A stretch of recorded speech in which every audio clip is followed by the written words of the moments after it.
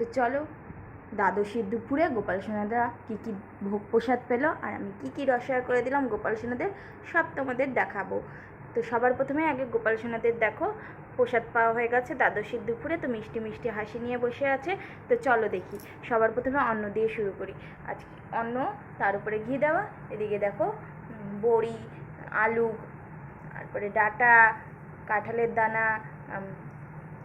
আর হচ্ছে গাঁঠি দিয়ে একটা রসা বানিয়ে দিয়েছি একদম মাখা মাখা। এদিকে ঘরে পাটা টক দই দিয়েছি, আর এখানে দেখো সোয়াবিন আলু দিয়ে রসা বানিয়ে দিয়েছি। এখানে সজনে ডাঁটা দিয়ে সোনা মুগ ডাল বানিয়ে দিয়েছি। এখানে হচ্ছে পনির আর পটল দিয়ে গা মাখা রসা করে দিয়েছি তিল বাটা দিয়ে।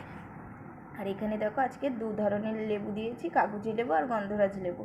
আর এখানে 5 রকমের ভাজা, ভাজার ভিতর আছে পটল ভাজা, ভেন্ডি ভাজা, উচ্ছে ভাজা, বেগুন ভাজা আর বড়ি ভাজা।